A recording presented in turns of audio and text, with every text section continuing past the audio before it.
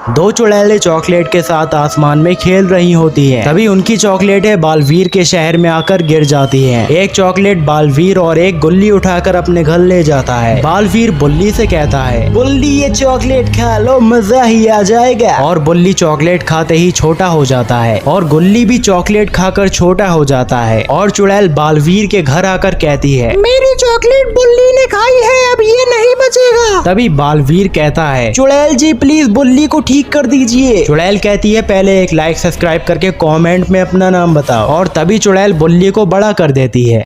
दो चुड़ैलें चॉकलेट के साथ आसमान में खेल रही होती हैं। तभी उनकी चॉकलेटें बालवीर के शहर में आकर गिर जाती हैं। एक चॉकलेट बालवीर और एक गुल्ली उठाकर अपने घर ले जाता है। बालवीर बुल्ली से कहता है, बुल्ली ये चॉकलेट खा लो, मजा ही आ जाएगा। और बुल्ली चॉकलेट खाते ही छोटा हो जाता है और गुल्ली भी चॉकलेट खाकर छोटा हो जाता है। और चुड़ैल बालवीर के घर आकर कहती है, मेरी चॉकलेट बुल्ली ने खाई है, अब ये नहीं बचेगा। तभी बालवीर कहता है, चुड़ैल जी प्लीज बुल्ली को ठीक कर दीजिए। चुड़ैल कहती है, पहले एक लाइक सब्सक्राइब करके कमेंट में अपना नाम बताओ। और तभी चुड़ैल बुल्ली को बड़ा कर देती है।